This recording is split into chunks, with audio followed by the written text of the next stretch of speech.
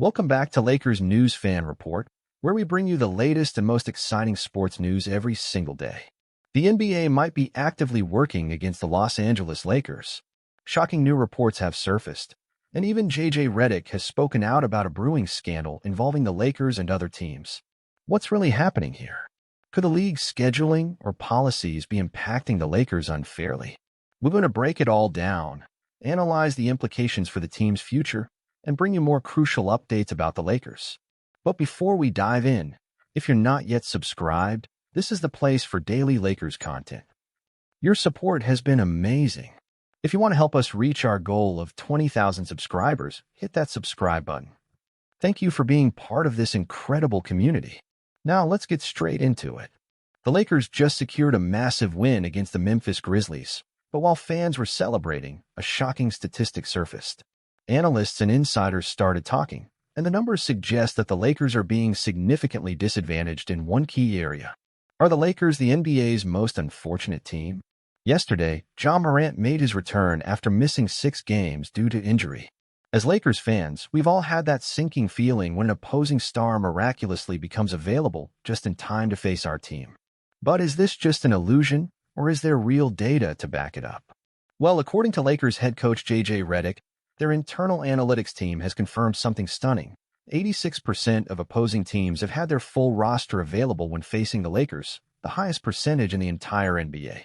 This statistic was further validated by ESPN's David McMenamin, who noted that this trend is not just a recent fluke, it's been happening for years. While calling it a scandal might be a stretch, it's certainly raising eyebrows around the league. The real question is, why does this keep happening? The rest advantage. Coincidence or a strategic pattern? One of the most glaring examples happened with the Boston Celtics. Before playing the Lakers, they strategically rested key players, Jaylen Brown, Jason Tatum, Jrue Holiday, and Kristaps Porzingis, only to have them fully refreshed and ready when facing LA. This pattern suggests that teams may be using strategic resting schedules to ensure they're at full strength against the Lakers. And it's not just Boston. Other top teams have done the same, resting star players before Lakers matchups, but playing them in full force when the Lakers are on the schedule. This raises an important question. Is this an unspoken league-wide strategy? Could it be that teams see the Lakers as a measuring stick, making sure they are at their peak when facing them? Or could there be a deeper issue within the NBA's scheduling practices? The psychological edge and playoff implications. Let's consider an alternative perspective. The Lakers are one of the most iconic franchises in sports. Facing them, especially with LeBron James nearing the twilight of his career, is a marquee event. Players want to test themselves against the best, so it makes sense that they'd push to play in these matchups. Still, does this put the Lakers at a significant disadvantage? Not getting those occasional easy games against undermanned teams means they're constantly facing top-tier competition. Could this actually help them be more battle-tested for the playoffs? Or is it quietly costing them key wins that could improve their playoff seeding? To make things worse, the Lakers are also one of the most scrutinized teams in the NBA. Every controversial call, every missed foul, every minor decision gets blown up in the media. Could this constant microscope be affecting how the league handles their scheduling? Some fans think so. Some analysts believe the Lakers are simply victims of their own legendary status. How this affects the Lakers moving forward? Now, shifting gears, let's talk about the Lakers' critical stretch run. With just a few games left in the season, the standings in the Western Conference are incredibly tight. LeBron James recently returned from injury, but the Lakers have suffered some unexpected losses, including a tough one against the Chicago Bulls. In response, J.J. Redick recently held a closed-door meeting with the team's 3 key leaders, LeBron James, Luka Doncic, and Austin Reeves, to discuss offensive adjustments. Reeves, who was accustomed to handling the ball more before Luka's arrival, now faces the challenge of adapting his role. The key to the Lakers' playoff success will be how well these 3 mesh, along with strong contributions from role players like Jackson Hayes, Dorian Finney-Smith, and Rui Hachimura. The remaining schedule won't be easy. The Lakers face the Rockets, Warriors, Pelicans, Thunder twice, Mavericks, Rockets again, and Trail Blazers. Every single one of these teams is still fighting for a better playoff position, meaning each game will be fiercely contested. And for those scoreboard watching, Lakers fans should be hoping for losses from the Clippers against the Cavs, the Timberwolves against the Pistons, the Warriors against the Spurs, and the Rockets against the Suns. What this means for the future. One key aspect that cannot be ignored is how this will affect the Lakers' playoff run. If they continue facing fully healthy teams while their rivals get easier schedules, could this mean an early playoff exit? Could this push the Lakers to demand changes from the NBA? Will LeBron's final seasons be defined by unfair disadvantages? And let's not forget the big picture. How does this impact the Lakers' long-term planning?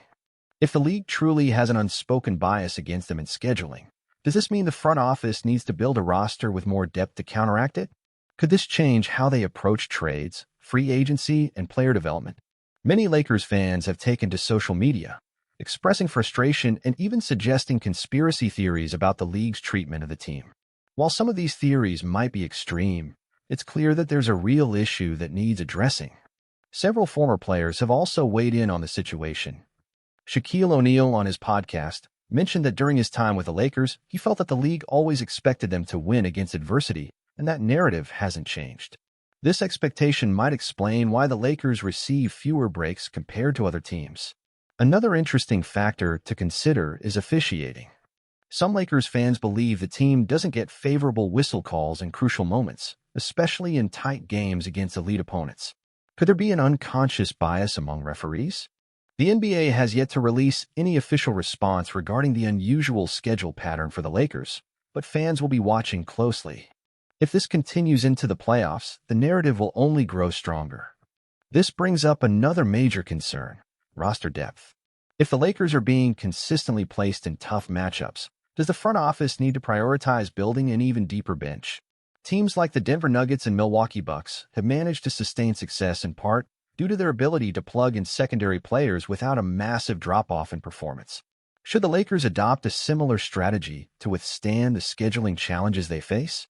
And speaking of challenges, let's not forget about travel fatigue. The Lakers, being a West Coast team, already deal with significant travel compared to some of their East Coast counterparts. If they are also constantly playing against top-tier competition with no off games, the cumulative impact of long flights and demanding matchups could take a serious toll. LeBron James himself has commented on how taxing the NBA schedule can be. At his age, every bit of recovery time matters. While he continues to defy expectations, the reality is that heavy minutes against elite competition aren't sustainable for an entire season. The Lakers' coaching staff must find ways to manage his workload while still keeping the team competitive.